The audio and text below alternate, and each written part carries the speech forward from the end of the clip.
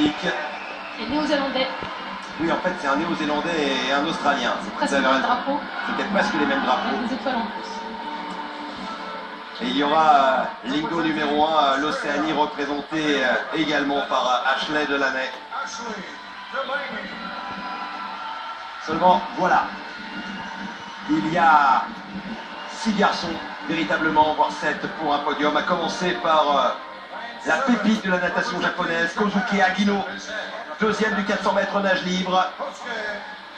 Il a disputé tout à l'heure la finale du 200 mètres nage libre où il s'est classé 5e derrière à Ryan Lochte, peut-être un peu entamé, mais il a des ressources pas très souriantes.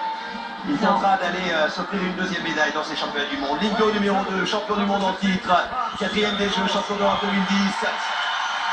Camille Lacour, le Marseillais.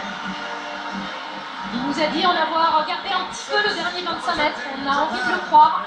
Il ne s'est pas écoulé comme l'année dernière dans la finale. Il lui reste un petit peu pour venir grappiller ses dernières longueurs pour une médaille. Médaillé de bronze, puis des derniers mondiaux, des derniers championnats du monde et des Jeux olympiques. Rio Juquet et Érié, voici Jérémy Stravus décontracté, qui a un défi énorme, aller chercher un 3e titre mondial, égaler Laure Manodou.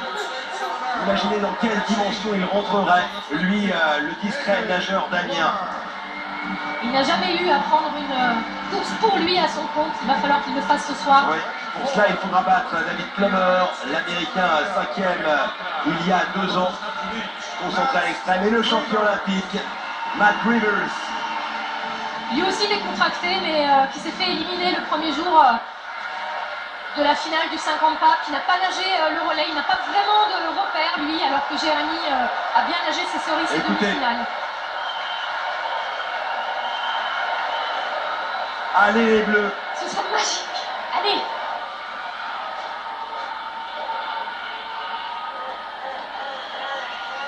Alors c'est important que Jérémy parte décontracté, qu'il ne s'emploie pas beaucoup dans une nage qu'il a bien travaillé pendant cette année. Matt Rivers et lui, ce sont les deux qui ont beaucoup progressé sur 50 mètres en vitesse, mais avec un avantage pour Jérémy Stravus, de la puissance sous-marine et du relâchement au-dessus de l'eau.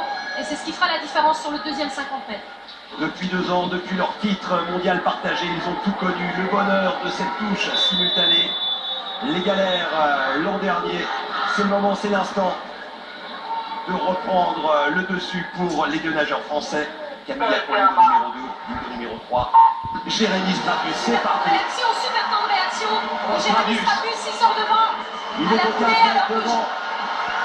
Normalement, Brever, c'est un peu meilleur. Et bien, c'est lui qui prend les points et qui est très relâché. Exactement comme en demi-finale, le même 50 mètres. Jérémy Stravus, bonnet blanc en haut de votre écran, qui est en tête sur les bases du record du monde avec Camille Lacour en 2e position. Les 2 Français qui se positionnent en tête, le record de Winners, ce virage. Stravus, Rivers et Lacour, 3 champions en la 10e, le champion olympique. Et il rattrape son retard, allez. Avec Rivers qui a Rivers qui est en tête, le retour de Plummer, Jérémy Stravus qui se contracte un petit peu, Camille Lacour, et Jérémy Stravus qui était revenu il y a 2 ans à Shanghai pour aller chercher le titre, mais pour l'instant c'est Rivers. Le champion olympique va aller chercher le titre mondial avec les Français en bagarre pour la 3e place peut-être. Rivers, champion olympique, champion du monde, un nouveau doublé américain comme aux Jeux olympiques, et Jérémy Stravus prend quand même une médaille de bronze, 52-93, le temps n'est pas exceptionnel. Jérémy Stravus n'a pas nagé plus vite qu'au championnat de France, mais il prend une nouvelle fois un podium qui sera au goût légèrement amer quand même, mais Camille Lacour lui se classe 5e, 3e, 5e, et bien c'était leur place après les demi-finales. Oui, il sera plus fort, il a beaucoup travaillé cette année et c'est des choses qui sont importantes pour dépasser les Américains. Il n'a pas réussi à se sortir de cette fréquence, de cette puissance qu'il mettait sous l'eau, alors que Matt Rivers lui a réussi à tourner les bras un peu plus vite.